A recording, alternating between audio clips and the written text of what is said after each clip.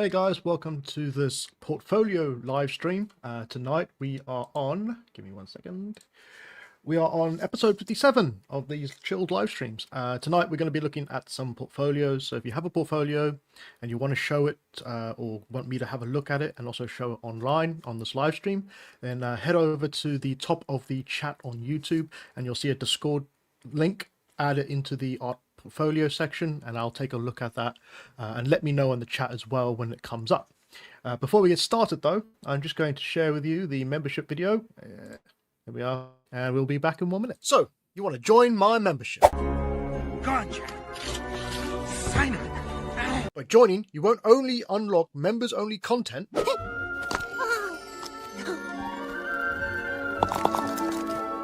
you'll also be supporting my channel and the growth of the community. Are you ready to do your part? I'm doing my part. For as little as a price of coffee a month.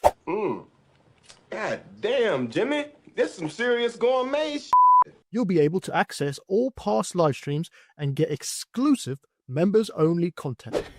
Yeah, boy. That's less than 49p a video. Shut up and take my money. So if you're ready,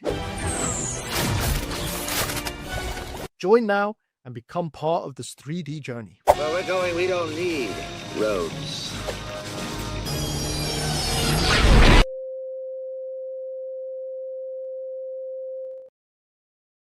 All right, so as you saw there, you can become a member of the YouTube channel and you can unlock the past live stream Monday tutorials. Those ones are full tutorials in a tutorial style live streams. Basically the dragon tutorial, the anatomy tutorial, and the recent Doom tutorial, which we're working on now, where we create a Doom character.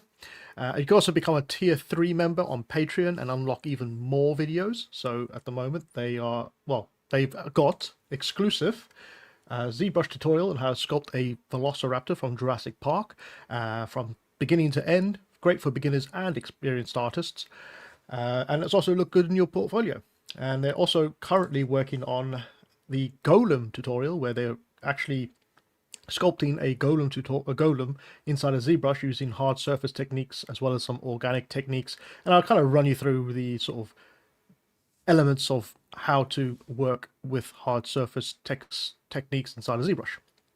And finally, I'm having a 70% off fire sale. All products are now open until the end of 31st of March. So if you can go for Flip Normals, because they're closing their store and I'm having a massive sale just before the store closes. So if you want to get 70% off tutorials, brushes, and models, then now's the time, because you won't see this kind of sale for a very long time. So if you can, go there, grab those.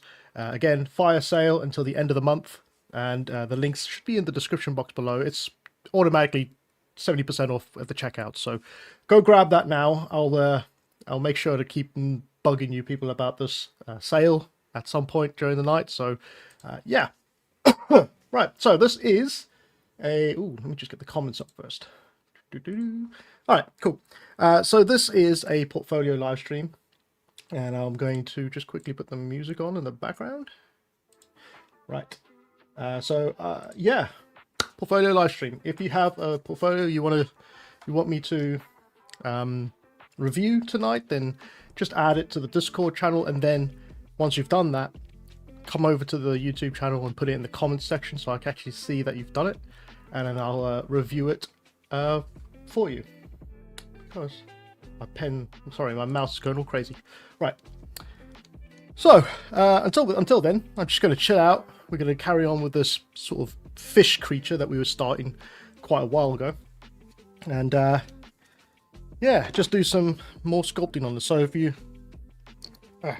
and we can also talk about some things that have going on this week. Got something in line for a little later. Hello, Tomorrow. Nice to see you again. And Kester 2000, nice to see you again. Hope you guys are doing well and staying safe, obviously.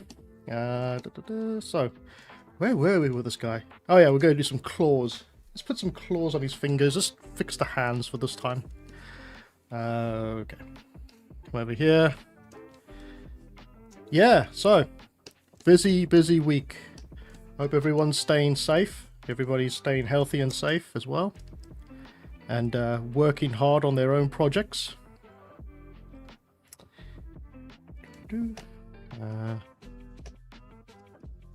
Oh, and this is ask me anything you like as well in this live stream. It's not like the Monday one where I do tutorial style stuff. In this one, you can ask me anything you like about the industry, or about 3D if you like, or just chilling, you know, that sort of thing. Okay, just add some very quick finger dips in here.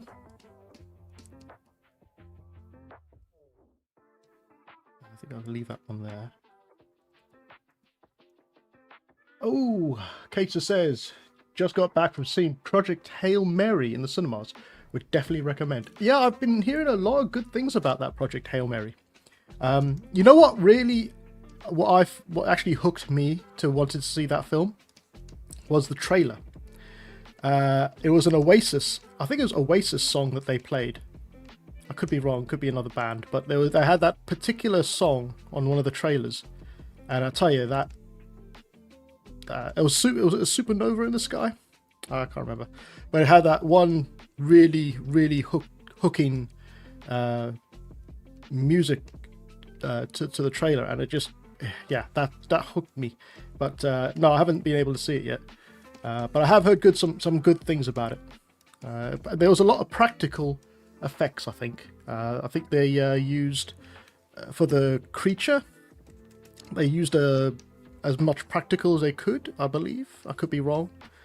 I did read it somewhere that they used an actual animatronic rock creature, I think is what it is, to be in the scene rather than having just flat out CGI, which is quite nice. I think that's good. If it's true, that is a good change, I guess.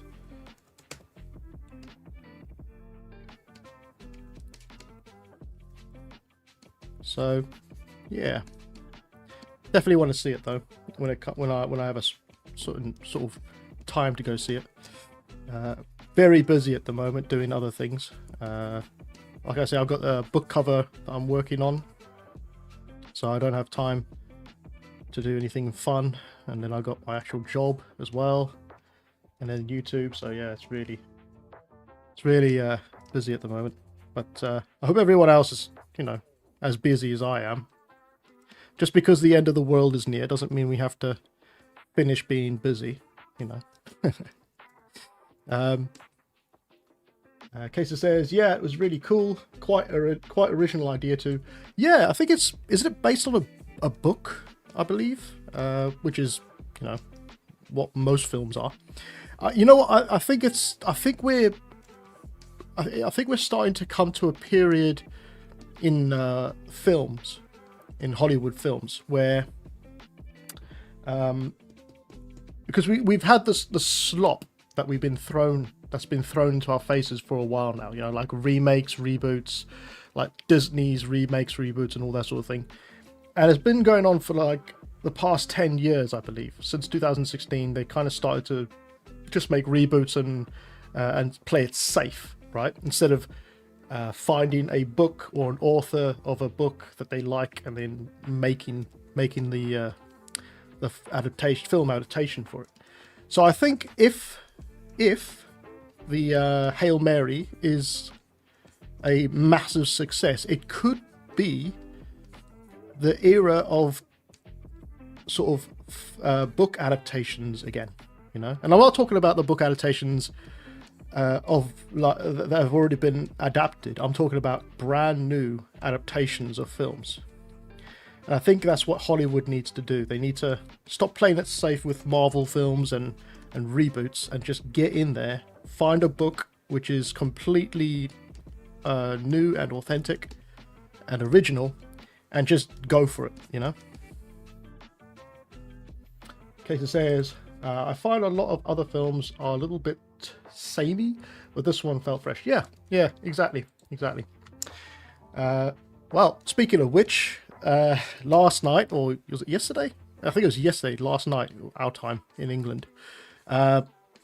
HBO, I'm pretty sure everyone has knows about this, released their trailer for the Harry Potter TV series, which is crazy because Cakester hasn't even seen the films yet, and how's he going to be able to watch the TV series if he hasn't seen the films? So he's got until December to watch the films before the TV series comes out.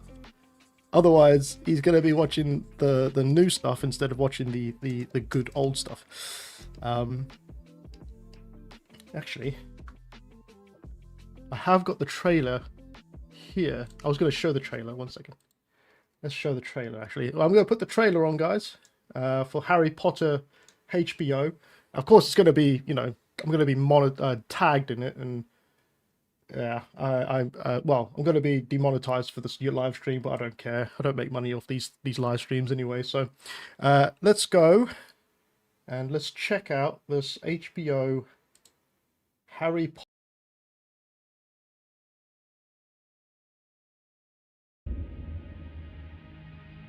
I told you. You are a normal boy. And you're going to start acting like one. You think you're something special? There is nothing special about you.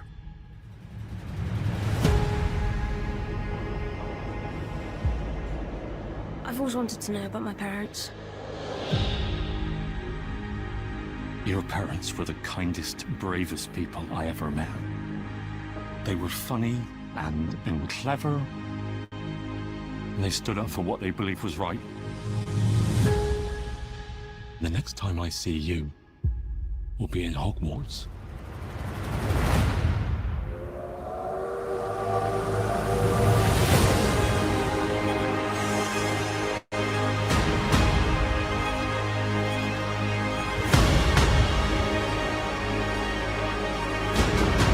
Mr. Potter, I think we can expect great things from you.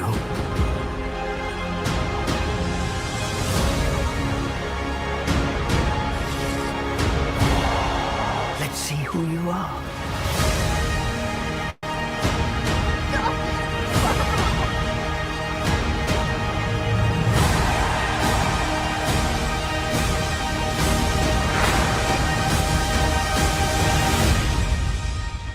Are you really Harry Potter?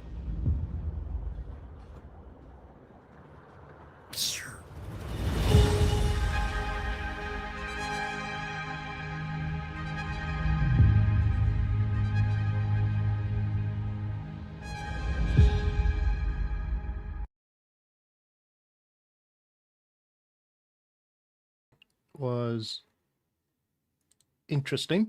What do you guys think? I don't know. I'm in a bit of I'm in two worlds about this series. Of course, I'm going to be a bit biased. You know, I'm going to be biased. I love the Harry Potter films. I'm not 100% sold on the TV series, if I'm not be honest with you. It's got nothing to do with the Snape stuff. I don't really care about the Snape stuff. To be fair with you, be honest with you, since reboots have been made, I don't care anymore about the new ones, because I always know that the old ones are going to be the best still. So I don't really care about these new ones. But I find this trailer, it's fine. It looks good. They've definitely spent a lot of money on the sets, which is nice. I like this. This is one of my favorite shots of the trailer, actually, is the Hogwarts entrance. Even though I'm still a fan of the old one, but this one, this will be interesting to see the way they create Hogwarts, right? Because that's very iconic, and I'll be interested to see how that goes. The other thing I'm really worried about is the music choice. Now I know this is just like it's a teaser trailer. I call it a teaser trailer. It's not a teaser trailer, but I call this a teaser trailer. But I'm afraid of what they're going to do with the music, because this trailer has a lot of hallmarks from, you know, Marvel style stuff. the gloominess, the boom in the trailer to represent, you know, anticipation, which is all very Marvel, very Disney stuff. It's very samey, like a lot of the old one, like a lot of the TV movie shows we've got today. Yeah, and I think if they don't have that, what's this guy's name who made the music for this? He's made quite a few, but if they don't have the music or something resembling the type of music from the original film, I think it's gonna be a big hit on them. And I actually wanted to discuss this as well. I'll just take this out of the way now. I just wanted to discuss it as well. The look of that film, right, or that trailer, it looks too dark. I think I think what they're doing is they're going too dark, too sort of serious with the first sort of film, right? I remember. Oh, actually, I've got a hold on. I've got a poll. I'll put a poll up. Did you like it or did you not like it? So I've got. What I like about the films is that they, well, I basically I grew up with the films whilst they were being made, as well as the books, right? So I actually, and the actors as well, they grew up at the same time I grew up. They were a bit older, I think. So I had fond memories because every Christmas or every other Christmas, there would be a new Harry Potter film, or yeah, a new Harry Potter film to look forward to, right? So what I find, or what I found when I look back at it, is the Philosopher's Stone and was it the other one they called the Philosopher's Stone, the first and the second film, Chamber of Secrets. I find that those were very kid-driven, right? They were very child-friendly. They were very light-hearted, and that kind of, looking back at it, that was the kind of period that I was in when I was a kid. You know, when you're a kid, you're very light-hearted, and then as they got older and the films matured, it became darker and more serious. Now with this TV series, it's already immerses you in a serious tone. Instead of being I know it's just a trailer, but instead of being light-hearted with bright colors and you know, excitement to go back to Hogwarts or to go to Hogwarts like the originals did, I feel like it's too serious for a kids program. It looks more like I think someone mentioned this on a message, or on a sort of message. It looks like one of those BBC cop dramas, you know. It doesn't look kid friendly. Hi Celestials, nice to see you. Hope you're safe. Oh, just got some other people in here. Things here says Theobald says, let's make Harry Potter concept. I'm not starting another bloody concept, not tonight. He also says music is very basic. The series is more adult than the movie, I think. Yeah. Casey says Chamber of Secrets. Celestials really loves the trailer. Not really, she fucking hates it. But yeah, I think, I don't know, I'm optimistic. I'm not really a fan of the Snape thing. I will say, I know I wasn't going to mention it, but it's one of those things that's going to either make or break, and I think it's already broke a lot of people from wanting to see the show because they weren't faithful to the books. So, you know, I think they're already HBO's already starting on an upward hill, on an upward incline with this, instead of being at the top by doing some really weird decisions with the casting and some of the story beats as well. I think because it's a TV series, they're going to go a bit more in depth, but how much are they going to change from the original book? And I think that's another thing that that I find the films will do better, is when you're watching the movie, you know there's a beginning, a middle, and an end, right? Of course, there's going to be a beginning, middle, and an end in a TV series, but it's going to be episodic, and that means that they're going to get to a point during the episode, and then they're going to stop, and there's going to be another week before the next episode comes out. and that's going to really slow it down. And for something like this, like Harry Potter, especially if you have fond memories of it, like the films, you just want to see the entire thing done. You know, you want to see it all in one shot. You don't want to wait and wait and wait. But another thing to remember is it is a Harry Potter franchise. So there's going to be massive amounts of people who will just flock to this thing. And I'm telling you now, those kids, those young kids are going to be set for life if this hits all the good beats. And even if they can pull off the Snape change, character change, and it becomes really good, those kids are going to be set for life. Because if you think about it, they're going to be doing a sort of a school year every season. So it's basically a book a season, I think. But again, I'm not a fan of the whole series like episodics, because I don't want to wait until next week to see how Harry Potter is going to get into the next stage of the film or the product, right? When I could just go back to the Harry Potter films and just watch the Harry Potter films in one day, all of them in one day if I could, and that would be it. So yeah, I'm not a big fan of this sort of episodic stuff. They should have just kept them as films, really. And I haven't got the music on. One second, guys. There we go. Just rambling on without turning the music on.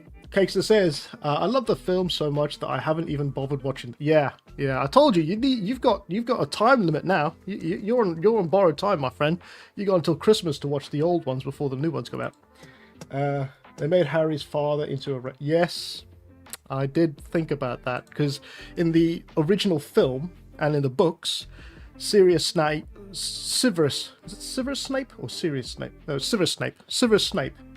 was beaten up by Harry Potter's father. Or he was bullied by Harry Potter's father. And there's a certain scene in the film, not sure, can't remember in the books, but there's a certain scene in the film where they don't string him up, but they magic him up and lift him and hang him by a tree, by his trousers or something, I don't know, or tip him upside down. And I was just thinking to myself, how's that going to play out with Severus Snape now being a new actor, you know, a diversity actor?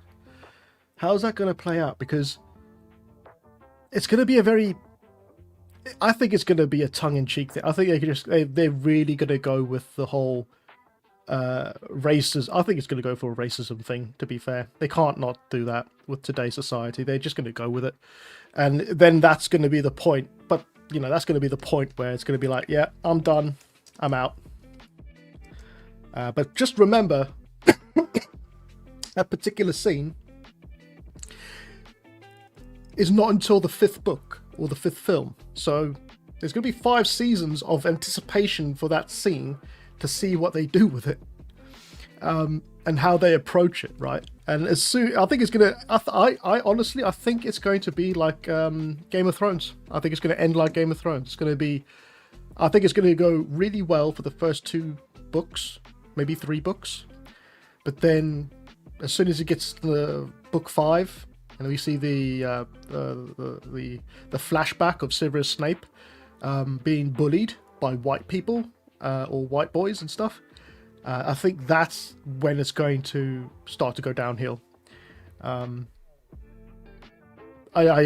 mean, I'm actually, there's a couple of things I'm interested to see in the TV series and see how they approach it, right?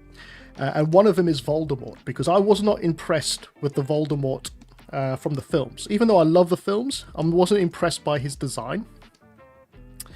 I have a few notes about that, to be fair. But I would like to see Voldemort portrayed better. I think the actor who portrayed Voldemort was good, but I think his whole design was just wrong, you know? It wasn't the sort of thing that I had in my head when I was thinking of how the Dark Lord looked.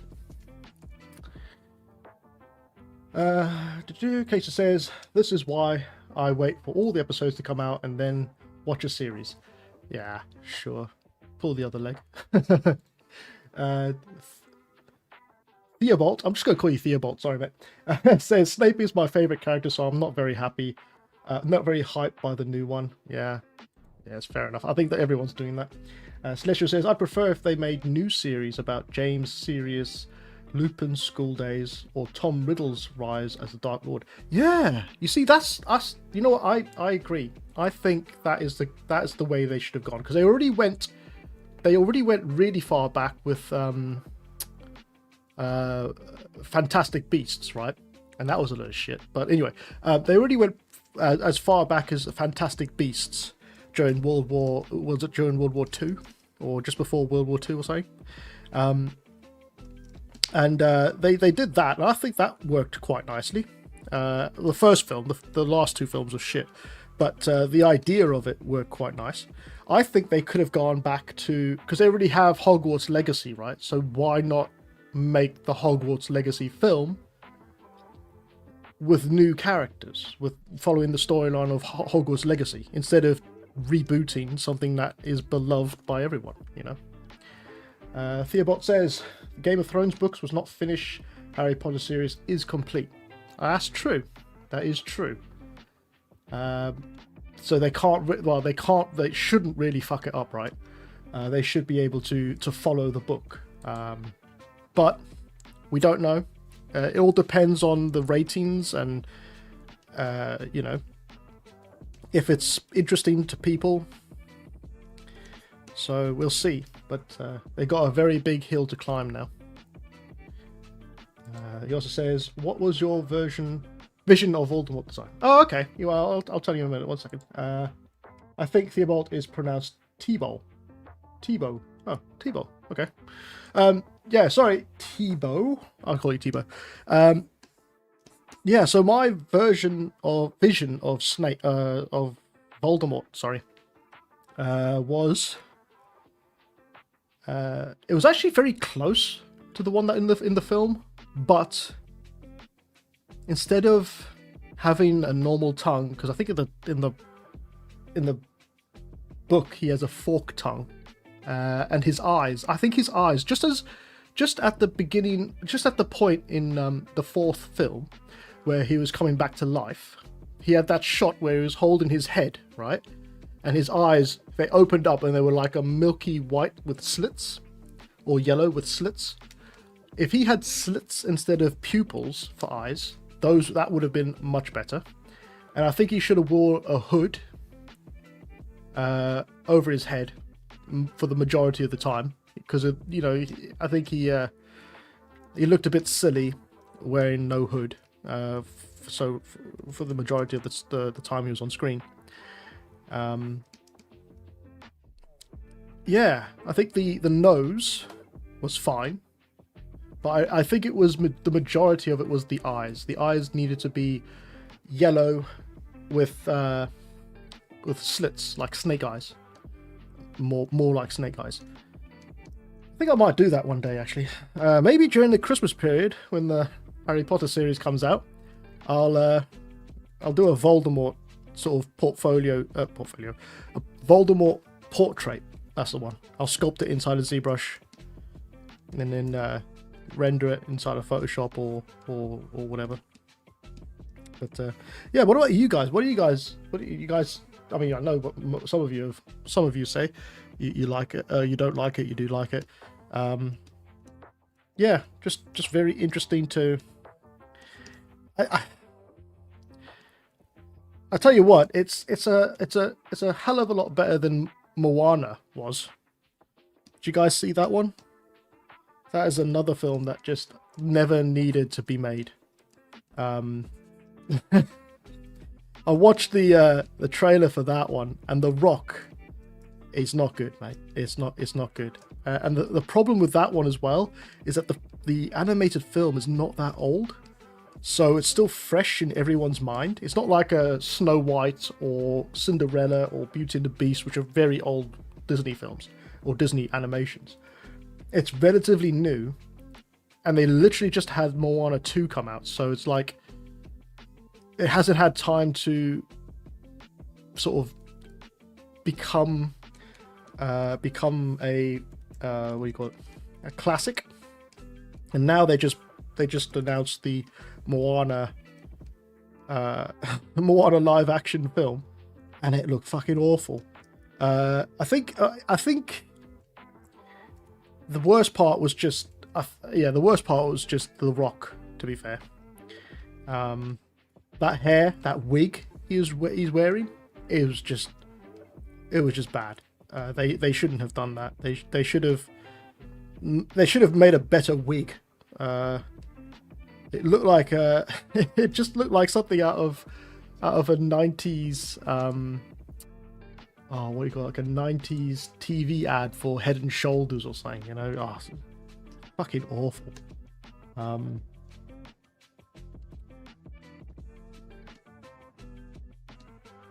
Yeah, not a great start for the blockbuster season, is it?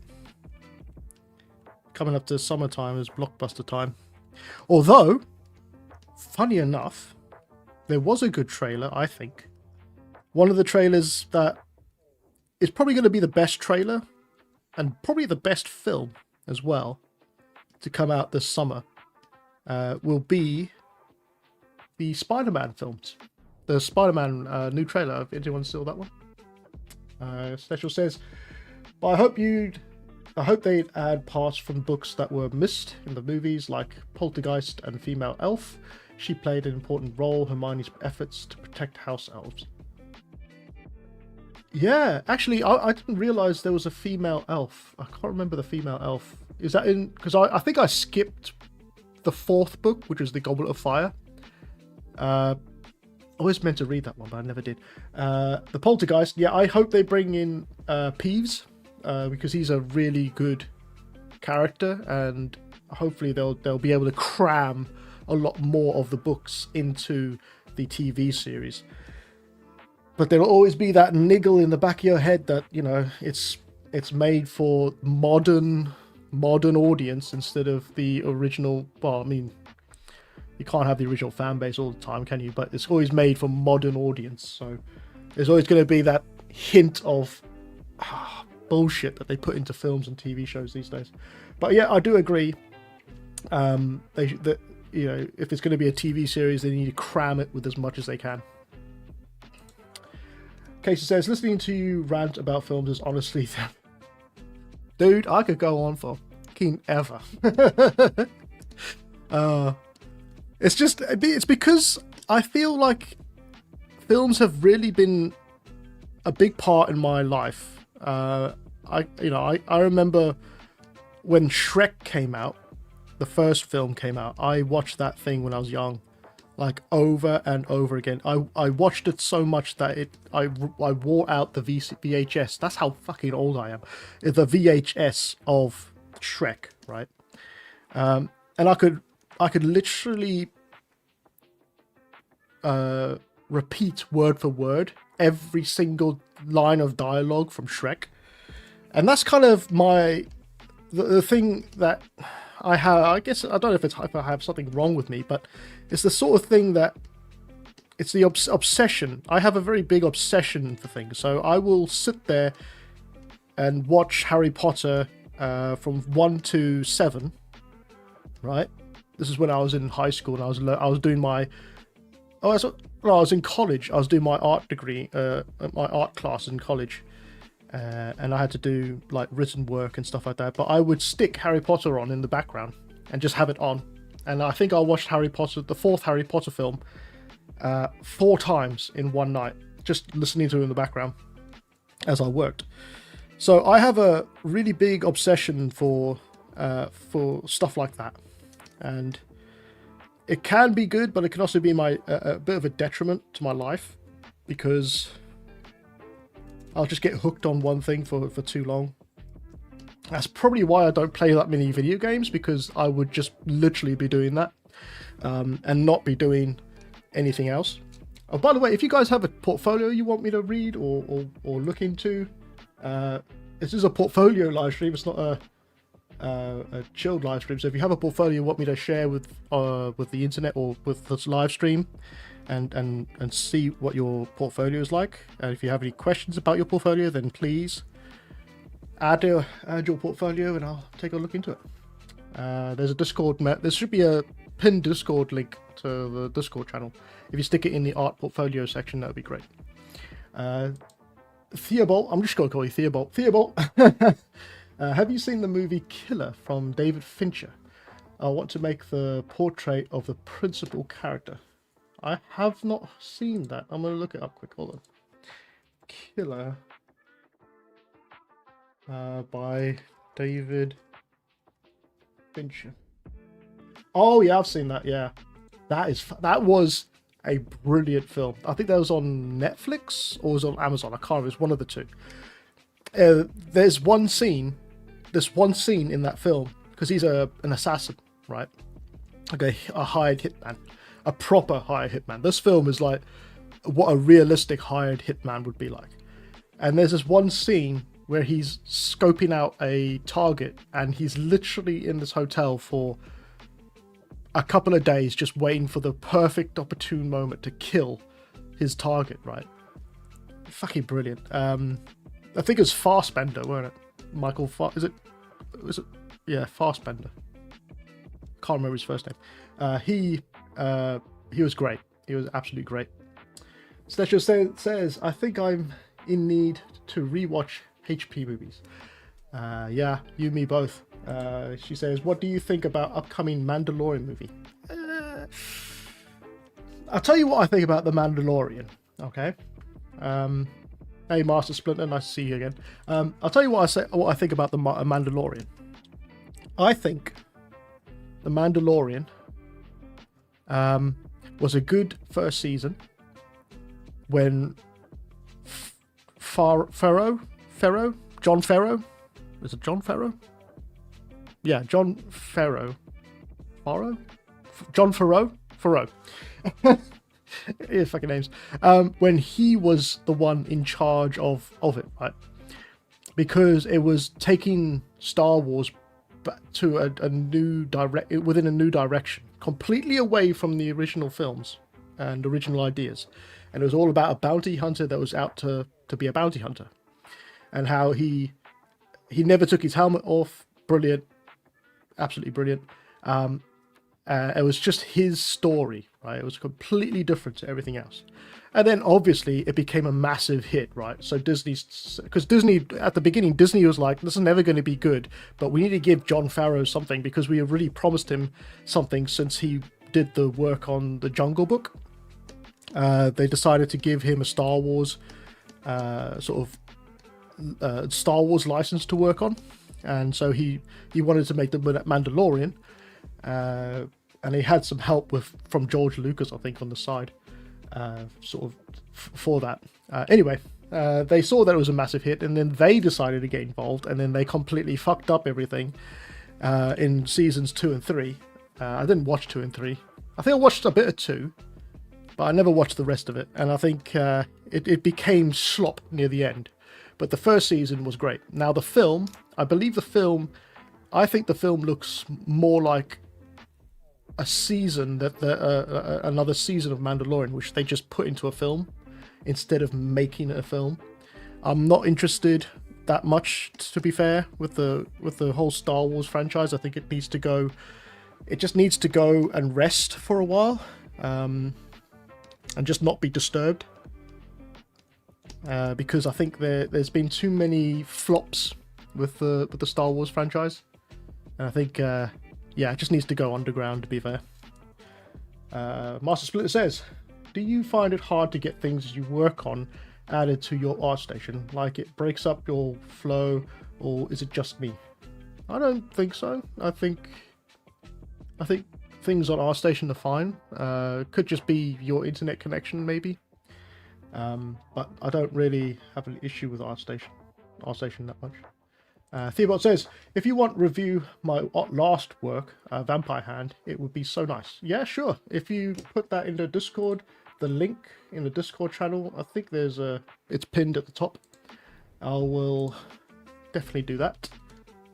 Just let me know when it's in there so I can go and check that out. As long as it's is it an ArtStation portfolio? Because ArtStation portfolios are the best ones to use. Oh yeah, I was talking about I got sidetracked by everything else. I was talking about. 1 second. 1 second. I was talking about Spider-Man, the new trailer. Hey, yeah. Actually, I was going to ask you guys, what did you guys think of the new Spider-Man trailer? Did you guys have a chance to see that? And if you, yeah, because I think that is, it was the fastest watched trailer, or the most watched trailer ever in Marvel trailer history. I think it beat all the other trailers in a certain length of time or span of time, which is unbelievable. Yeah, so what do you guys think of the Spider-Man trailer? Hey, Ange. I'm just going to call you Ange. Well, so it says more like I want to just keep working and creating rather than take the time to upload. I mean, you could just keep working and creating, but then you're never going to get your work up for people to see. So you kind of need to. I think it's also a good idea to take a break and create your portfolio and get it out there. Otherwise, you're just making work for yourself, and you're not going to go any further than that, right? So definitely take some time out and recharge the batteries before jumping back into the work. Casey says, new Spider-Man trailer looked decent. Yeah, I would agree. Ange says, I think most views 24 hours. Yeah, exactly. Most views 24 hours. Casey says, the cinema guy I saw today said Avengers Doomsday is almost 4 hours. Yeah, fuck that. Has anyone seen Batman? Oh, not Batman. The Justice League. Zack Snyder's Justice League. Is it Justice League? Yeah, Justice League. That was about 4 hours. Fuck that. That was painful to watch. It just kept going. It was worse than watching Ben-Hur. You know, the old Ben-Hur films, or the Ten Commandments. What was that actor? I can't remember his name. Anyway, yeah, if it's a 4-hour film, I'm not going to the cinema to see it, because you're gonna need a piss right halfway through. I would rather just wait for it to come out on DVD or not even DVD, just come out on digital and just watch it then, because I'm in the comfort of my own home. I don't like going to the cinema much anymore. It's actually painful, especially in England. I don't know about you guys, where you guys are from, but especially in England, you've always got some twat up the back of a cinema. Now, I used to be the twat up at the back of the cinema when I was young, so I guess, you know, karma, I guess. But I think if you're going to spend like 20 quid to go to a cinema, you definitely want everyone to shut the fuck up and just watch the film and be quiet. And I don't think it's worth the money anymore, especially with the technology we have nowadays to watch things at home on bigger screens and stuff. It's just not worth the problems going to a cinema and paying to have someone shouting in the back of the rows and stuff. It's fucking annoying. Celestial says, I haven't seen new Spider-Man trailer. You haven't seen the new Spider-Man trailer? Oh dear. Alright, well, we're going to stick that on now. Hold on. Spider-Man trailer.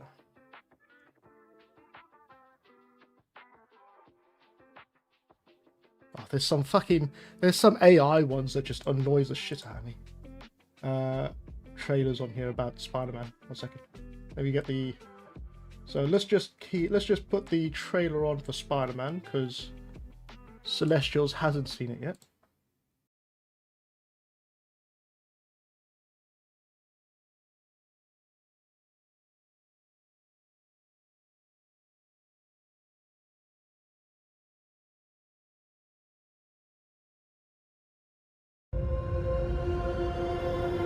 I can't believe our first hit MIT! MJ, come on, pretend like you're not the happiest you've ever been in your entire life.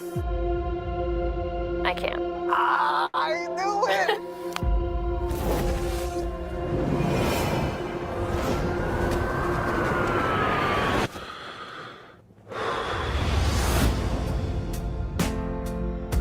Hi, my name is Peter Parker. You don't remember me, but we used to know each other. Something bad was going to happen, and the only way to stop it was to make everyone forget about me. Because I'm not just Peter Parker. I'm Spider-Man. The hell, Frank? You just hit me with a van! Quit your whimpering. Suit yourself. Mother. Go home! And sometimes Spider-Man has to do the hard thing, even if it breaks Peter Parker's heart. What is happening to me?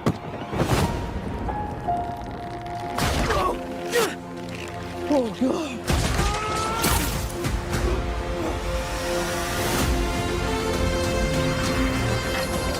Excuse me, Dr. Banner. I need your help. What did you say your name was?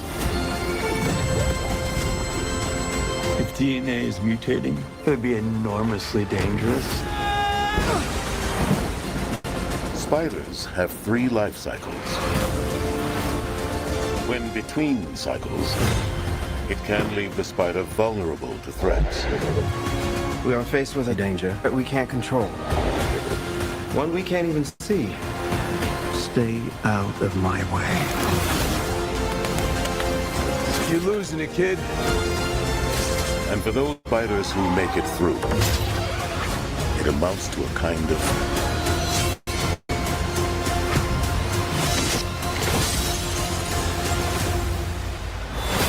rebirth.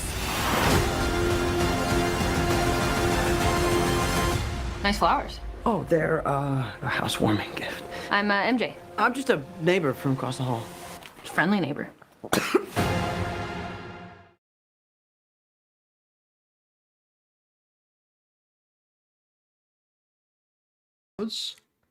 Hopefully turn that sound off. Oh, that was the Spider-Man trailer. There you go. Now you've seen it. Celestial, what do you think? Oh god, there's so many trailers. There's so many comments here. Yes, Theobald, I did see your portfolio. We will be jumping onto that in a minute. Just let me get through these comments real quick. Casey says, Casey says, yeah, better be good because it's gonna be so boring if it's shite. What, Spider-Man? Yeah, true. I'll tell you what. Let's just look at the trailer, right? Because I don't know about you, I do like it, right? I think it's going to be really good because the Spider-Man films normally are pretty fucking good. They got really good, gotten really good recently. The problem I have with it is I feel like the last Spider-Man film where everybody was poof and everyone's minds were blanked, right? From knowing who Spider-Man was. I feel like that was a good sort of stopping point for him and his friends, for him to stop hanging around with his friends and start actually being Spider-Man. Now it looks like they've gone back to fucking knowing his friends. I don't want that. I want him to go and find Mary Jane, the proper Mary Jane, the redhead, or have his Spider-Man adventures starting now. I feel like the first 3 films were him in a different sort of universe, and now that he's not known anymore and his secret identity and all that sort of thing, they can start afresh and make the Spider-Man that was supposed to be Spider-Man. I think they're going to pack a shitload of bad guys into this, which is going to be fun. Definitely good to see the Punisher. And I'm hoping when the Hulk comes, because I'm pretty sure the Hulk's going to be in this one as well. I hope that he kicks ass. And also, they got the guy from Far Cry playing Scorpion. I can't remember his name, which I think is just going to be brilliant. He is made for that part. I mean, he was just such a great villain in Far Cry 3, which is actually made the Far Cry franchise more successful was Far Cry 3 because of his acting and because of the game in general. But anyway, I hope that he does a great job with Scorpion. Scorpion's probably one of my favourite Bond villains, to be fair, apart from Rhino. But, I mean, Rhino, they just can't make Rhino look good. Okay. It says, I'm the twat at the back of the cinema. I knew it was you. Fucking hell. Angie also says Avatar 3 was 3.5 hours. Call me Ange, by the way. Okay, Ange. 3.5 hours. Fuck. I haven't even seen the third one. I'm not even interested in the Avatar films anymore. I think they've hit their sort of stage where they're not exciting anymore, you know. Celestia says, I'll go watch Dune even if it'll be for Dune. I think I'm with Cakester on this. He says, I thought Dune 1 and 2 were boring as fuck. I think so too. You know what it is? Dune is one of those films or book adaptations. It's so difficult to get right. Dune was the jumping off point for the majority of sci-fi films and shows, right? If it wasn't for Dune, you wouldn't have Warhammer 40k, you wouldn't have Star Wars, because Dune is basically the sort of, I don't want to say dictionary, but it's kind of like the manual for all sci-fi. So yeah, I think the films have done great, the latest ones, like adapting it, but it's just not interesting to me. I'm not really that interested in it. Master Splinter says, oh shit, yeah, Punisher, isn't it? Cesar says it looks fun. Casey says the shite comments was to do with Avengers Doomsday, not Spider-Man. Oh, okay. Marion says they tell the whole story in the trailer is movie or game. That's why I don't watch them. Yeah, well, that's the truth. They do show a hell of a lot of shit in the trailers, and I think that's one of the bad things. They should just have teaser trailers until the release date, you know. Casey says, is that the guy that played Vas? Yes, that's the one from Far Cry. I've just got two more comments here saying, Ange says they have used many references from the comic covers. Yes, there's a lot of references to comic covers in there. And Celestial says Avatar 3 is better than 2. I liked it. Okay, well, I'll have to give it a try then. I mean, I might as well, right? Just complete the series, I guess. But I'm gonna wait until is it out yet? Is it out yet on digital? Because I'll figure it out and see what it's like. Okay, so Theo says his portfolio is on Discord, so let's go have a look, shall we? All right. Oh. All right. Cool. Bring this over. Here we are. So this is Theo's art station, and you say you have a vampire. Oh, I think I've seen your one before, right? I can remember this little guy here. Yeah, I can remember this lizard. It's pretty good. It's nicely rendered as well. But you want the vampire hand, and I think that's some nice hand stuff. Ugh, that's creepy as fuck. But yeah, I like it, mate. Is there a rest of the body for this guy, or is it just the hand at the moment? Yeah, I like it. I like it a lot. I like the way the fingernails are coming out. I think that looks really cool. It's really difficult to get fingernails correct on the fingertips, so you've done really well. Especially the knuckles as well. I like the knuckles shapes. And the palm of the hand's got really nice looking deforms in there. I like this little bit of extra detail you put on this wrist bone here. So it kind of looks like the beginning of what would be like the edge of the wing that comes out from his hand, from his wrist there, like a what do you call it? Like a vestigial wing, right? Sort of like a fin type thing. It looks really good. I really like it. Yeah, definitely fucking creepy. But I mean, yeah, your portfolio is coming along really nicely. I still don't like the wrench and the robot. I think the wrench and robot can get taken out now because they're kind of old. They don't really fit with the rest of the stuff that you've got in here. And I think this rhino should be further up. Up here. What's this one again? Levi sketch or Levi sketch. Yeah, I mean, it's okay. It's getting a bit old now, seeing as you've got stuff like... If you can have more stuff like this hand in your portfolio, then you can start to actually get rid of some of these other ones, right? So this hand here, comparing it to what you have now, is mind-blowing. This was what, 10 months ago you created this? It looks like you created this about 10 months ago. Just look at the amount of progress you've got since 10 months ago. This is 3 months ago. So, I mean, what was that, 7 months ago you were at that basic standard, and now look at you at where is it? You were at this one 10 months ago or 7 months ago, apparently, from what I can see, and now you're sculpting at this detail. That's crazy, man. That's some crazy fucking improvements, mate. I like it. I like it a lot. And I like this shirt as well, this Uncharted shirt. Is this done in Marvelous? Oh no, it's just done in ZBrush. That's cool. That's pretty cool. Yeah, well done, man. Do more of the vampire hand concepts like that, to that level of detail, and you'll be swimming in sort of job proposals. I like the monkey as well, chimpanzee. If you can, maybe because you already have this model like this, like a good base sculpt, maybe just go in and start detailing this to a higher standard, to the same standard as this one, right? And add that to your portfolio.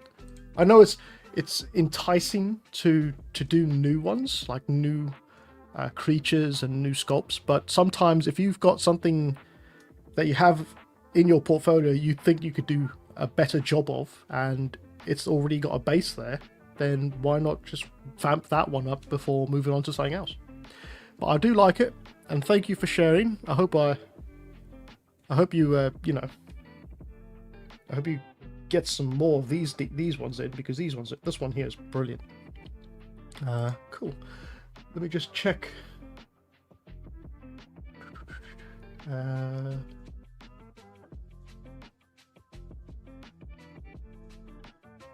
Yeah, Casey says that lizard is cool. I'll make just the hand. Thanks for the review. Yeah, I tried my best. Do you think I need more texture in Substance Painter on my concept, like the hand concept? It's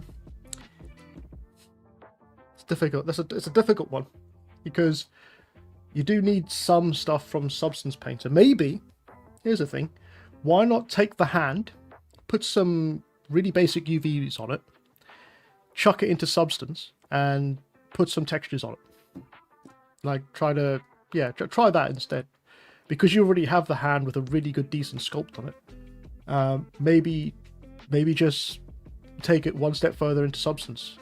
That's what I think I'm going to plan on doing with this one. With this creature I have here, is to finish off the sculpt at some point. I think, yeah, at some point I'm just going to have the sculpt ready in the next video. And I'm going to take it into Substance. And I'm going to pretty much do like a tutorial Substance sort of live stream instead of a ZBrush live stream. And I'll show you how I texture stuff really quickly using a basic model. I think I showed you guys last week or on Monday, but I'll just show you again. There is a video coming out about this one, so hopefully, here it is. So this is the drag. Oh god, I forgot to put the textures back on. 1 second, guys. So I did the dragon bust from one of my previous sculpts, and I stuck it into Marmoset tool bag. All of this. 1 second.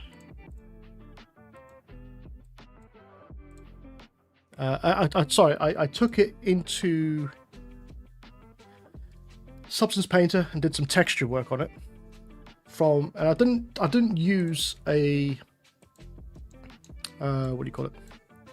A perfect sculpt, right? Because what I did was I just took it from ZBrush as a low poly model and added the basic UVs from ZBrush. Sorry, I'm getting confused here.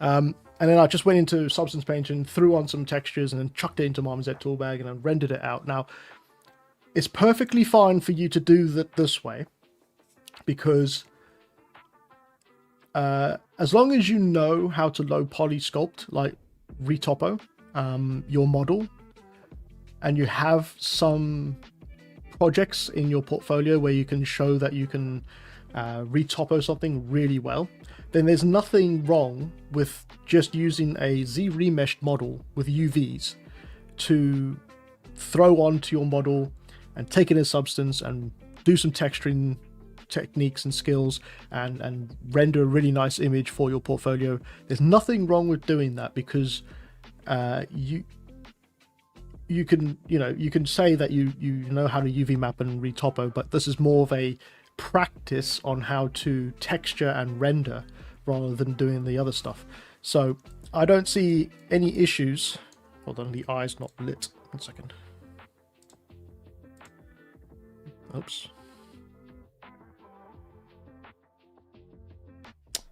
Oh, it's not going to be working, is it? Nah. No, not going to work. I haven't got the right map, but the eye's supposed to light up, basically. And I think the scene has got a lens geo on the eye. There you go. That lens geo is so fucking good for the eyes, by the way. If without it on, it looks really flat, but then if you turn it on, it comes out really nicely. And you can change the reflectivity in it, so there's got like a bulge going on with the eye lens. So yeah, it's a really cool technique to light your character. But yeah, so what I'm doing is I'm going through my old sculpts that I've done for time-lapse videos, and I'm doing what I say I've done here, is just take it, Z-remesh it, chuck some basic UV maps on, take it straight into Substance Painter, texture it, get it into Marmoset Toolbag, render it, and stick it on my portfolio. Just as, practice pieces.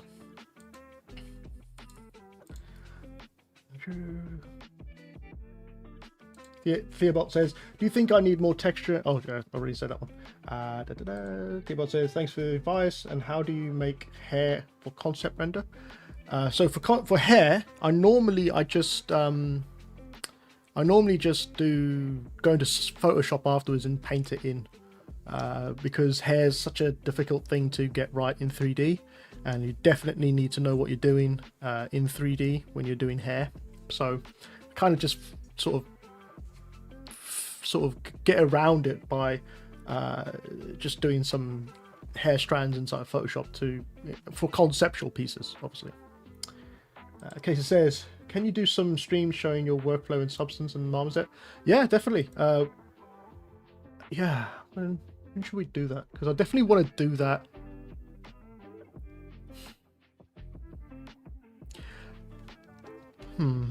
Just thinking. I could probably do that next Thursday, because it's a new week. I'll do it next Thursday instead of doing the hard armored surface thing, the sci-fi suit that we're doing, because I haven't had time to sculpt much of that yet. I will do a substance. I'll get one of my creatures and do a Substance live stream with Marmoset Toolbag. I'll just do a really basic, just show you the sort of workflow that I use in Substance for that. So yeah, let's do that next Thursday, and that will be something new for you guys to check out. You can then critique my texturing skills. Cool, yeah. So yeah, that was Spider-Man as well. That was the Spider-Man trailer. I think it's going to do well. I think, yeah, like I said, I think Spider-Man's one of those trailers or one of those films that, recently that will always do well, just because I think Tom Holland is a pretty good Spider-Man, He might be a bit wet behind the ears and not as cocky as the cartoon version or the comic book version, but I think as a character, as an actor, he's done pretty well with it. He's done some good stuff with it, so can't fault him on that. He's better than I could do it, to be honest. Yeah, so that was what they got. Moana. We've had Harry Potter and Spider-Man. What else has come out recently?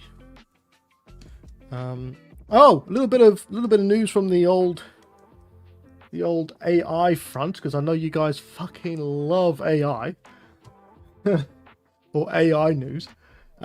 It turns out Disney Studios is dropping the AI branch, or the Soro AI development in their studios. So there you go.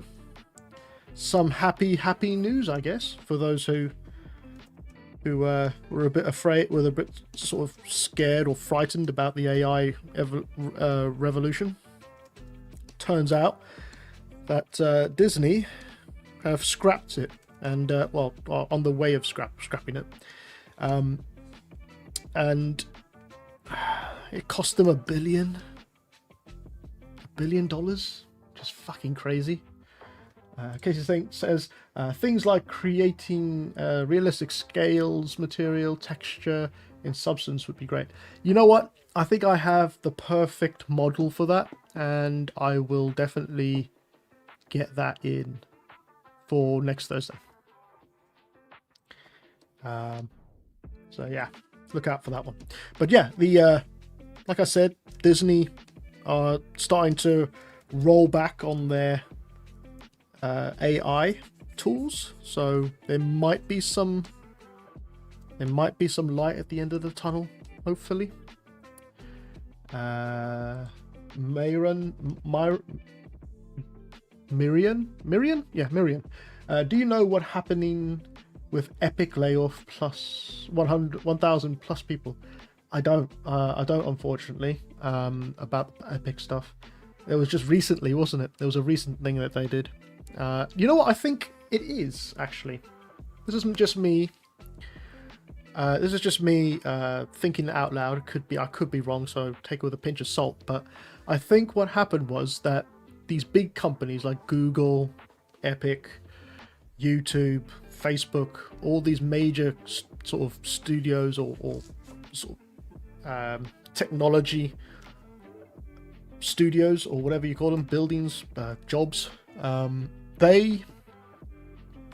I think happened.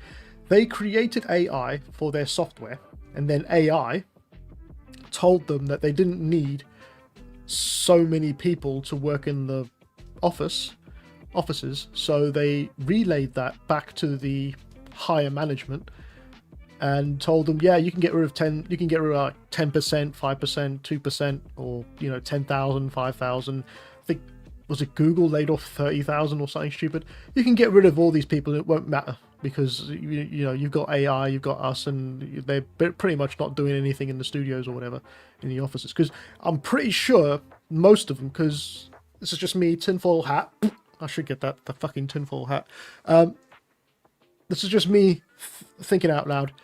During lockdown, right, when everyone was locked down, all these massive sort of studios and software companies mass hired a load of people, because you could work from home, didn't have to come in, and blah blah blah blah, and everything was going really well for the tech side of things. So they mass hired. As soon as they mass hired, and they started working on sort of AI stuff, right? AI development. And then as soon as lockdown was over and people were going back to work or whatever, they decided that they didn't need so many people. So they decided to fire a bunch of people. You know what? That sort of thing is very common with film studios. They will do that in film studios. If you ever wanted a job there, just remember, if you're working in a film studio, you're basically just contracted. You're not there as a permanent staff, unless you are a permanent staff, obviously. But even that is not safe. I can remember one of the people that I used to work with was quite high up in the studio. Like, I'm talking manager sort of status. And there was a mass layoff of all departments. like redundancies as well. And you know, I thought, okay, well, I'm out because I can't stay here. I can't stay and wait and see if I'm going to be in a job another week or two. So I decided to duck out early. And I talked to the managerial person who was laid off later on, and you know, he was saying how he would probably be safer because you know, you don't get rid of higher management. Turns out a couple of weeks later or a couple of months later, they fired him as well, or they laid him off as well. So just remember, you are not safe especially in the films industry. Looks like the games industry is also going that way, but typically the film industry is very ruthless when it comes to redundancies, and they don't really care too much. They kind of work like seasonal farmers, right? What they'll do is they'll mass hire people at a certain point in the year to work on like loads of films, and then once that's done, they'll cull the employment of the majority of the studio, and then have a skeleton crew just to finish things off, and then that will see them through till the next big project that'll come through, and then they'll mass hire again. So film's very hard to sort of stay in for longer than a certain duration that they need you, right? Whereas game is a lot more you've got a lot more staying power in video games if you can get into a studio. And once you've got into the first studio, the second studio will just be easier to get into because you'll have the knowledge of the first studio. So it's all about just getting your foot in the first studio, really. Let's check the Discord channel. Hey, there's no other people yet. That's fine. I'll just keep talking. Hopefully you guys can hear. Yeah, you guys can't hear me. That's okay. So yeah, you're not safe, and basically, I think AI is becoming less and less relevant. I believe, particularly, even though there's loads of people putting AI slop on YouTube or whatever, I think it's going to come to a point where everyone's going to start being like, nah.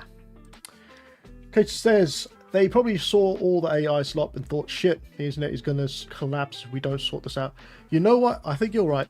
And I think there was an article from Disney when they were announcing the Sora development. They said that they wanted to give, there's an article out there somewhere, they wanted to give the audience or their customers the ability to make AI Disney short films. So they were going to flood or train their AI development with every single thing that is Disney into this AI machine, right?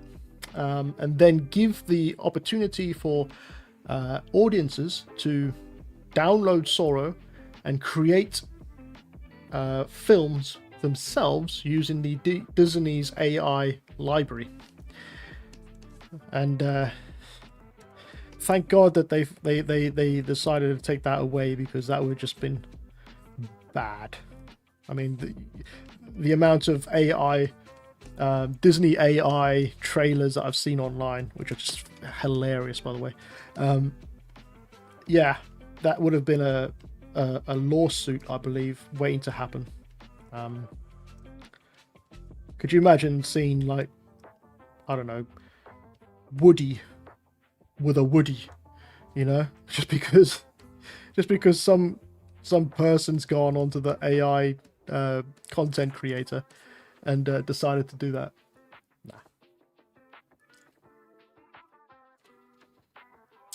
Nah. Cater says, bro, I'm not going to say that. AI trailer is fucking hilarious. I bet it is. I just can't play it.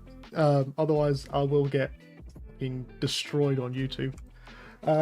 Miriam says, I watched an interview with Feng Zhu. He said that He is building game or movie pipelines for few studios in East Asia. We should expect big things in future from East Asia. It is on art department podcast. Okay, I'll have to look into that. Yeah, Asia's got a lot of things coming out about coming from Asia, to be fair. And they got some good games that they've created, like Black, is it that Woo? That Woo one. Black something Woo. Can't remember what it's called. Angie says, I just uploaded my portfolio as well. Okay, let's have a look.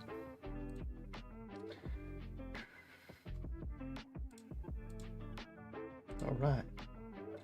Let me just open this up and see what it's like before I bring it on the screen. Okay.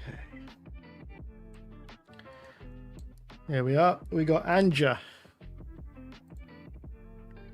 I'm just going to go with Anja. Okay. From Sri Lanka. Cool. Let's have a look at your about before we go any further. So you're a student, which is cool. You got a Instagram here, freelance concept. You got pencil, Maya, Photoshop, and ZBrush skills. That's nice. Be good to have some substance skills in there, obviously. Let's just have a look at your portfolio real quick. Black Wukong. Black Myth Wuhong. Thank you very much, guys. Yeah, so let's have a look. What I'm guessing you want to be a character artist, by the looks of it, character creature artist, which is good. You don't have any environment art, which is really good because environment artists. Well, the thing with, I mean, you're from Sri Lanka, but the thing with students in this country, particularly in this country, they are always told by their tutors, by the way, tutors who probably never picked up a Wacom pen and done anything in 3D, they're always told by their tutors to make some environmental things and cars and stuff like this. Even though the student wants to be a character artist, they always tell them to make some environmental things to pack out the portfolio, on their portfolio, on their art station. So that they can get a foot in their door of the game studios as an environmental artist, and once you're in there, then you can become a character artist. I think that's totally wrong. I think if you want to be a character artist, do character art. Don't do environment stuff. We don't want to see that in your portfolios. When I'm looking at people's portfolios, for if the studio I'm working for needs a character artist, I'm not going to look for a character artist who has got environmental stuff in. So just bear that in mind. Do character art, don't do environmental art. All right, let's have a look. I was drawn to this immediately. By the way, the Hulk face, the Hulk body. Some nice anatomy in this. Yeah, I like this. Be nice to see the legs, but I think it's good for a torso sculpt. And the face is really nice as well. There's some really good work in there. You see, this is a very good piece to show off, and I would put this one, I don't know why it's down here, it should be up here, really. But I haven't seen the other ones yet, but I would typically put this one nearer to the top because it's got such good anatomy in it. The other one that drew my eyes was the hard surface practice, which is always very difficult to do. Hard surface stuff. So I commend people who do it. So this is what looks like a cyborg bust. Looks pretty good. Reminds me a lot of what do you call it? Tron or Cyberpunk. Really nice, really nice. I like the face. It's got that sort of organic look as well as a sort of with some sort of sci-fi going on, which is really nice. Alita Battle Angel as well. It reminds me of Alita Battle Angel, which is a really good movie, by the way. I like that movie. I think they're making a second movie about that as well. I would move that one closer to the front as well. I'm going to check out the one that is at the front to see what that looks like. So this is a Joker Punk. It's a recreation, so you created this before, so you came back to this one, which is quite nice. It's nice to see people do that. It's just a bust again. See, I think I found your Achilles heel a little bit, but I'm going to just check out the other ones real quick. Let's just check this one out. This one is not loading. 1 second. X-23 from X-Men. That's quite a nice. Again, okay. I'm starting to see a pattern here, though. I'm starting to see a pattern. Let me just check the other ones. Man-Bat. Okay, Man-Bat's nice. Yeah, it's a nice figure. It's a full figure as well. That's what I was going to say. You got a lot of bust creature concepts. I would like to see more full-on anatomy ones, even if it's just a practice piece. But I do like the fact that you've got a full bust one or full character one here. This is nice. I don't know why it's all the way down here when it should be up here. It's almost like you need to flip your portfolio so you have the things on the bottom at the top and the things at the top nearer the bottom, because the things at the bottom here are a lot better, I believe. This one here, the body, looks pretty good.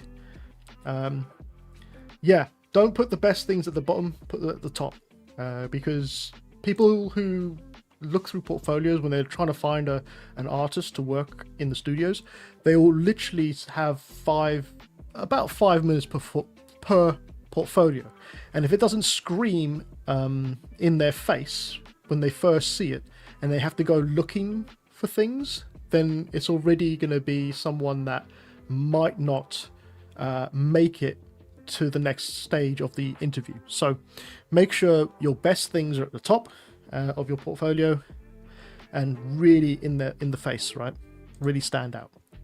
And I think this is a Thor or Odin's son. Yeah, Odin's son. Okay, nice. Still a bust. This one is not as strong as the others. I would actually probably get rid of this one. It's not as strong as the others. But I'll put these three at the bottom and the sci-fi one at the top here. Maybe X-23 next. Let's just have a look at this one. The Goat Slayer. Okay, this is a full body one. This could probably stay where it is, near the top. Some nice clothing items on here as well. I'm not sure the shoes go with the style, but I'll just I'll leave that to you. I think they look like sneakers. And what he's got on his top here is more ancient sort of samurai, I'm guessing, or but I guess he's also got a robotic arm, so it could fit with it, to be fair. Yeah, just a bit of a two-way thing there. You got the old style at the top, uniform type thing, and then you got these sneakers that look like they came from Jordans, look like Jordans. But I mean, it's a choice, I guess, your own choice. I'm not gonna poo-poo it. It looks pretty good.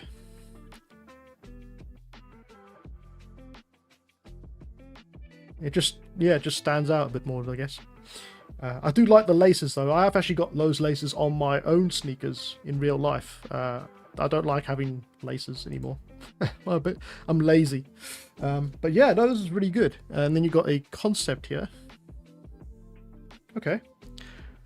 Where's this from? The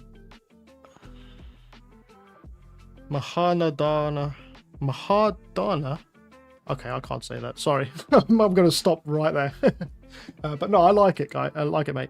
I would move this guy, this one here, this one, and these two to the front.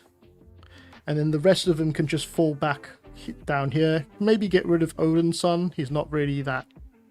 not as good as the other ones. You don't want to put this one in here. And then maybe also put this image with this inside of this portfolio, so you can see the concept with the 3D model instead of having it separate. So you kind of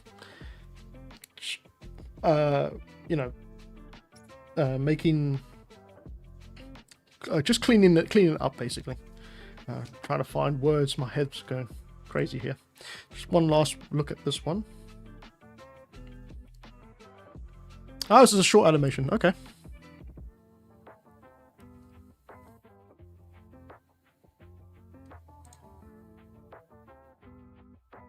You know what? I'm not a fan of well, not this, but I'm not a fan of animations if you're a character artist. But I think this could be fine to keep in. because it's sort of, you know, it's still got character art in it, and yeah, it works pretty well. Got some good representation of game ready assets, I guess you could say, or animation ready assets, so that's pretty cool. Yeah, keep going, mate. You're doing well, doing very well. Kason says, I was forced to make a 2-minute film for my final year project at uni. I wanted to do creatures, not concept art, environment art, props, animations, post, audio, and everything else. Yeah, I was also, well, I wasn't forced to, because I had to actually do it because I did animation. I didn't actually do game design. I did animation, and I also had to make at least a 2-minute film animation as well. But at the time, I actually wanted to be an animator, and then once that 2-minute film I did for my degree was over, I was like, fuck that, I'm not doing animation anymore. It takes forever to do, and if it doesn't look good, then it's an immediate nah, you're all right. So I decided to do characters instead.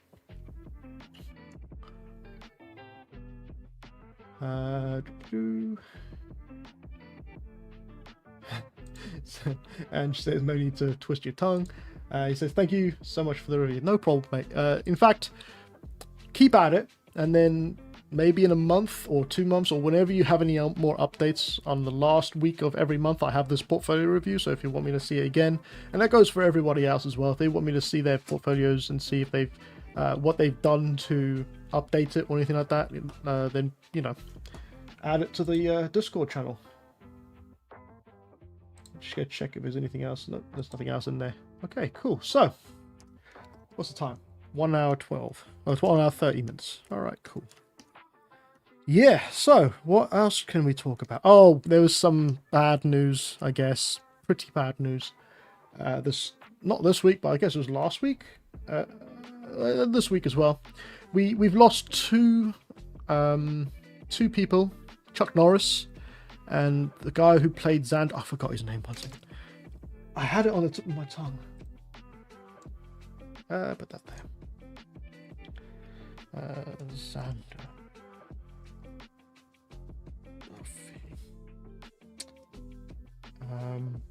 Nicholas Brandon. That's the one. So we lost Chuck Norris and we lost Nicholas Brandon. Nicholas Brandon played. What was he? He was famously known for Xander Harris inside of Buffy the Vampire Slayer. And also I've got some news about Buffy the Vampire Slayer as well.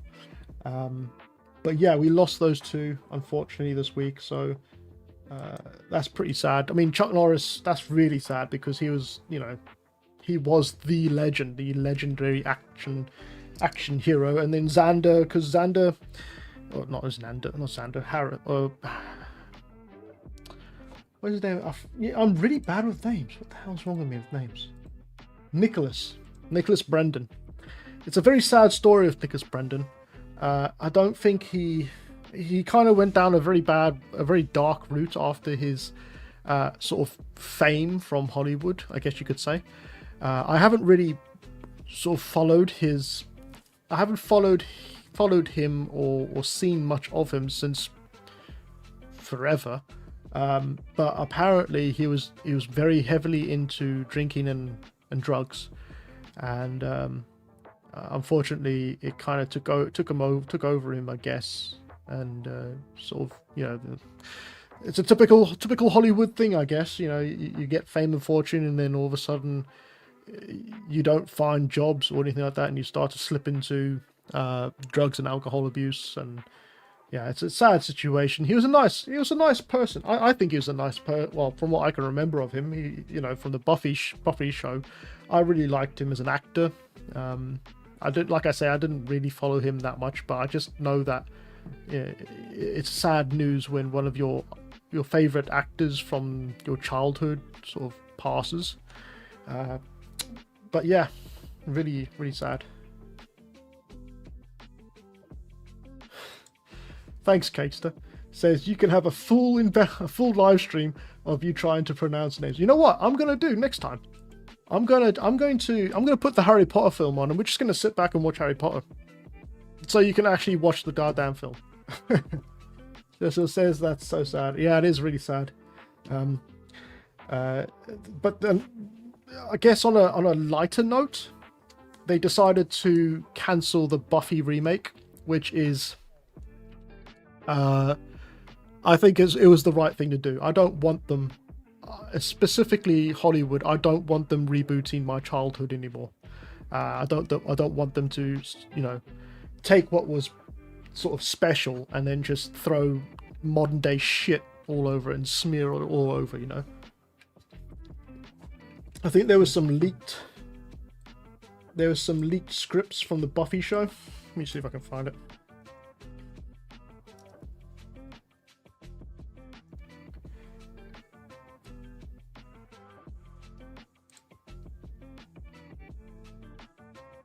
Oh, is this it?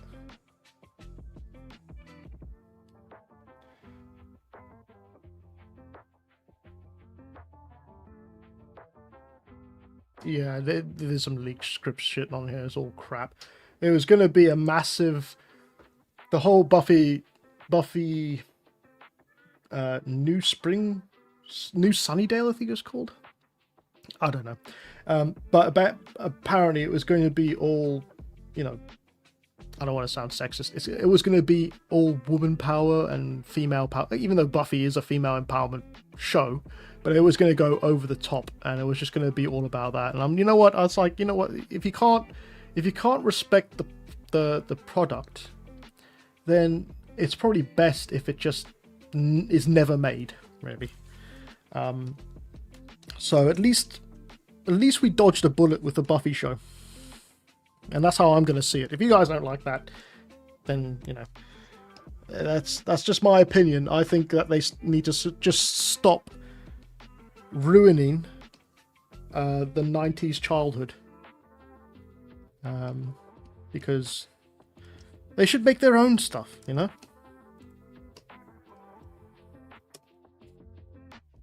So yeah, even Chuck Norris is gone.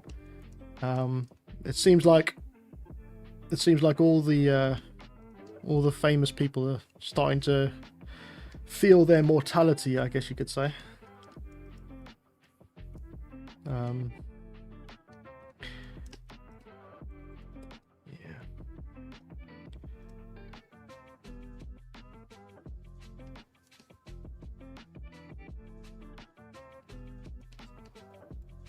Oh god, I really want to finish this creature. I want to move on to a different thing.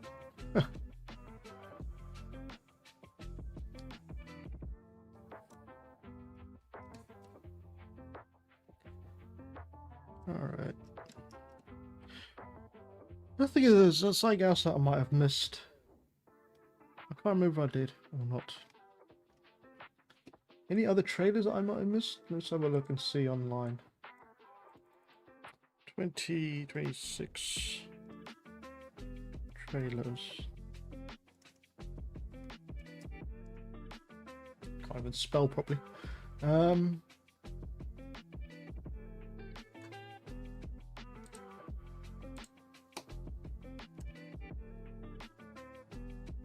Oh, the Moana one. I'm not going to even play that. That is just...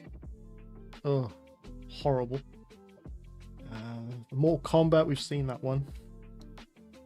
Michael Jackson film coming out. Street Fighter, that was a good one. Oh, there's a new World War II. By the way, I'm a really big fan of World War II films, and especially now that they have the technology like CGI and stuff like that to create realism in war films. There's a new one coming out which is called Pressure.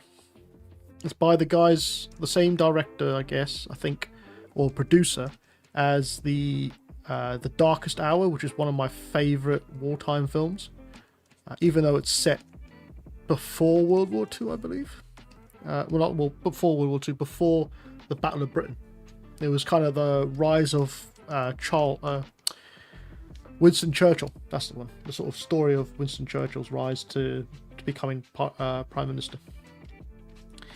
And they made another one called Pressure, and it's all about the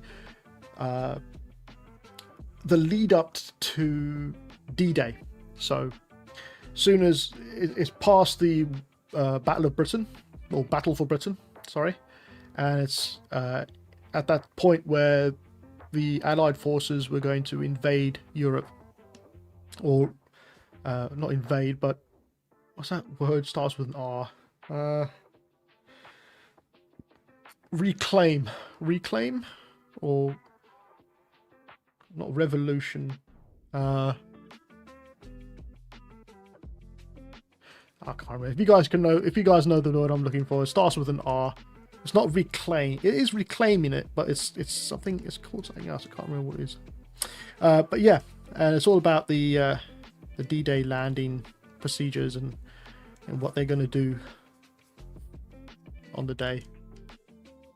Even though it doesn't show not raid, Catester. We're not Vikings, for God's sakes. Do you guys watch Invincible?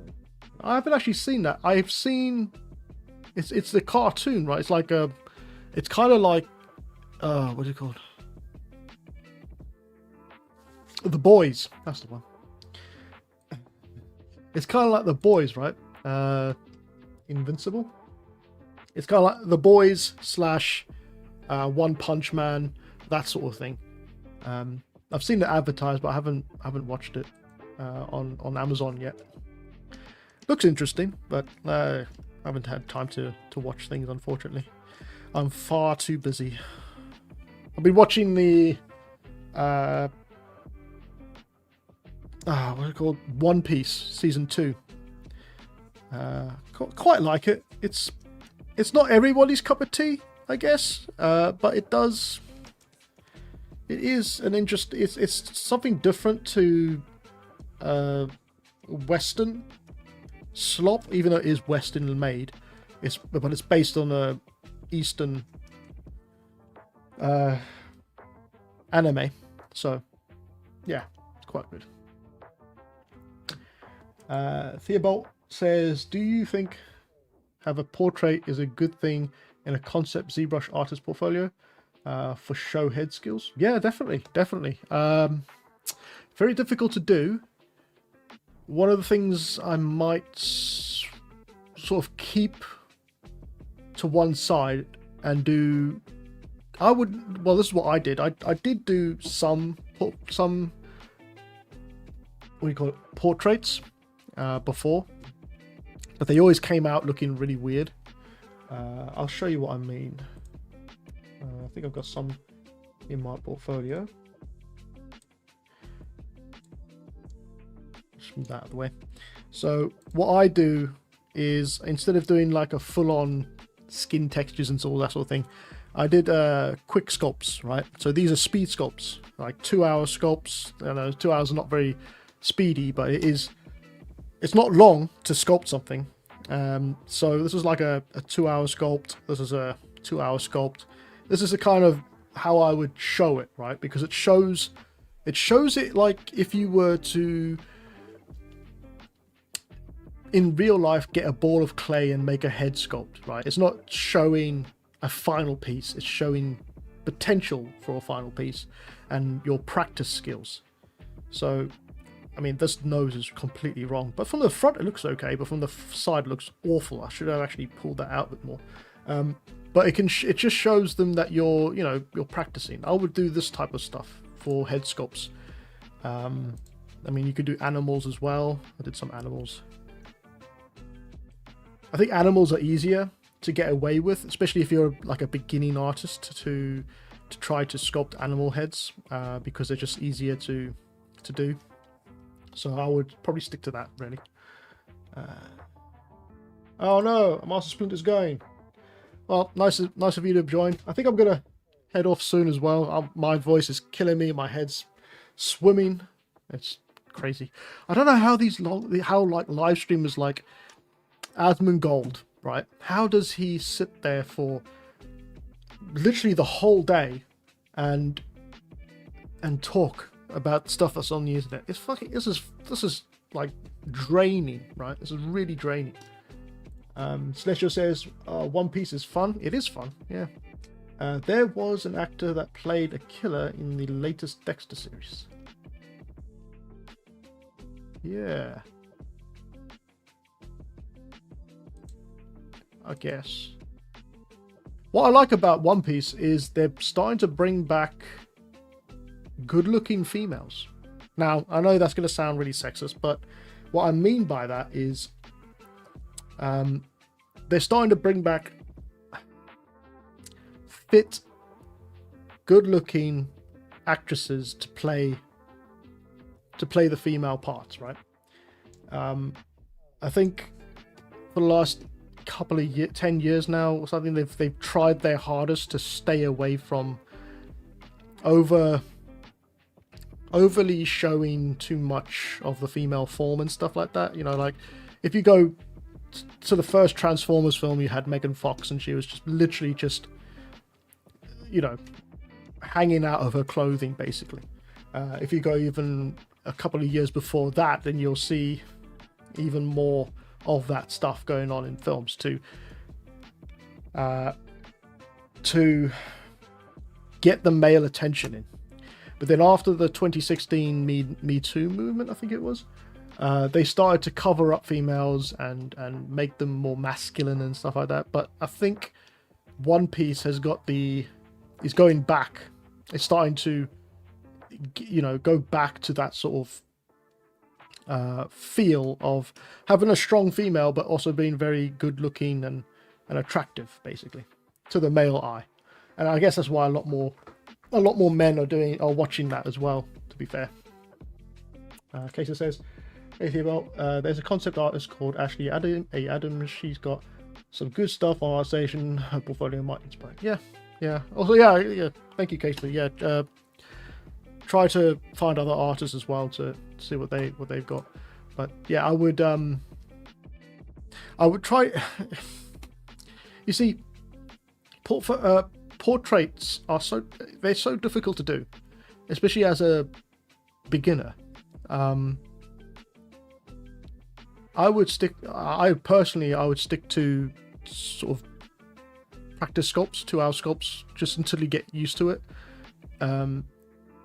Because the problem with portrait sculpts is that you'll start to go crazy over the small details and the small things rather than the bigger picture. And it's not until you can learn to see the big picture and work on your model from a distance and not get stuck in or get stuck on the small details, that's when you should start to do portraits properly. But yeah, it's difficult. Vimmel, I don't know if you know a guy called Vimmel. Where's his? Let me try and find him. He's like the best. Vimmel. He's named Vimmel. He's the best artist for portraits. I'll bring it over. Here we are. I used to work with him in London, and he's considered one of the best portrait sculptors in 3D world, I guess you could say. And he does all of this by hand. He doesn't do it by, well, I mean, he might do from scans, but he typically does it by hand. And it's, you know, trying to get this level of accuracy with actors, especially celebrities and well-known actors and stuff like that, very difficult. If you get it wrong, it's going to show it's going to show quite a bit. You can see here this one as well, and he's got some others. Yeah, so these are scans. Oh, actually these are speed sculpts. Oh. Yeah, speed sculpts. That's some crazy stuff. Yeah, the human face is so difficult to get right, because if you sculpt it, you're going for perfection. But if you take a 3D scan of a person's head, in fact, that's probably a good idea to do.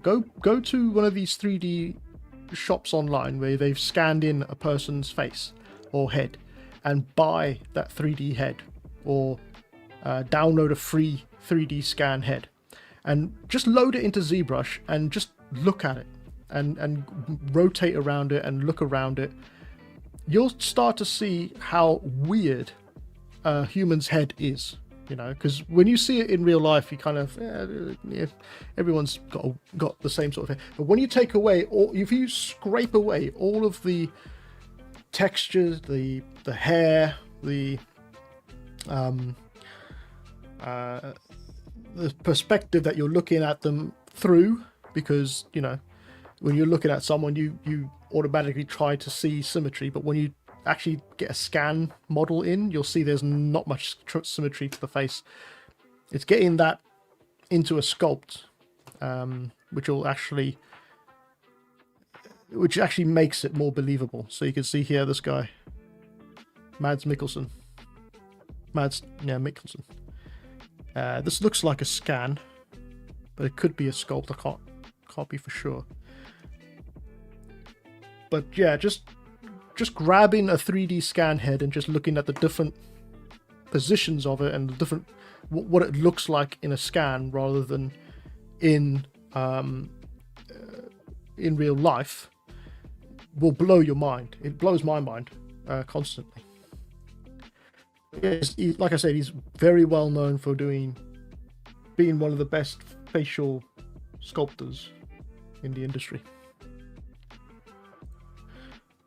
Right, Celestial says, in anime, all females are fit. One Piece is made after anime. Oh, okay.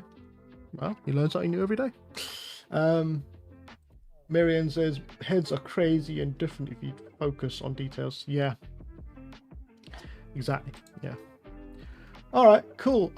Guys, I am done. I'm just going to check the Discord real quick.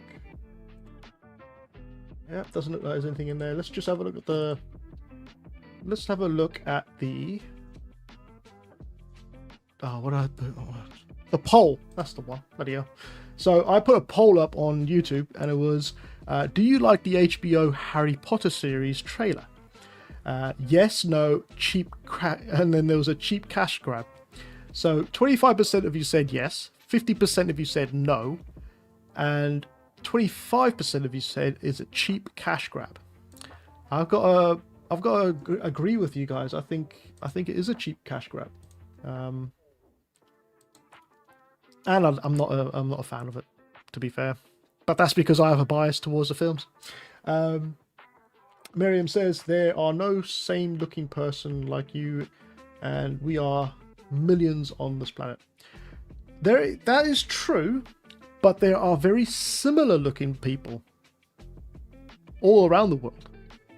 I don't know if you guys have kept up with the news lately, but there was apparently a reported sighting of Epstein, the Epstein guy, in Miami. But it turned out to be another person who looks exactly like him, who lives in Miami, and apparently he's actually met Epstein before, so I'm not sure. I'm not going to go down that rabbit hole because that is just one of the things I don't have time for in my life.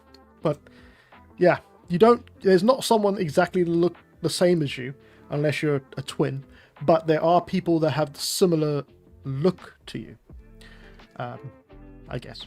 Anyway, I'm going to leave it there, guys, for tonight. I hope you guys have been entertained. I hope you guys have enjoyed this live stream. Next week we're going to be looking at the Prowler on Monday. We're going to be looking at the head sculpt, so get you ready for that one. We're going to start blocking the head sculpt for that. I'm going to try get this creature that I've been working on in these portfolio live streams done at some point, and get that ready. But then Thursday we're going to change it up and do some substance texturing. I'll run you through that on Thursday. Please, if you haven't already, like, share, subscribe. Also, before you go, don't forget, I have got a 70% off fire sale going on at the moment until the end of this month, and then there's never going to happen again. Well, never going to happen for a while. It is a fire sale because Flip Normals is shutting down, so if you haven't already, if you want to grab some tutorials for the extra cheap that you can't believe, then go ahead and grab it from my Flip Normal site. The link's in the description box below, and that will end on the 31st. That's 70% off on Flip Normals. Alright. Thank you very much, guys. I hope you have a great weekend. Don't do anything stupid. And if you do, don't do it drunk. And Cakester, go watch the goddamn Harry Potter films. Thank you very much, everybody. Have a great weekend, and I'll see you all on Monday. Take care, guys.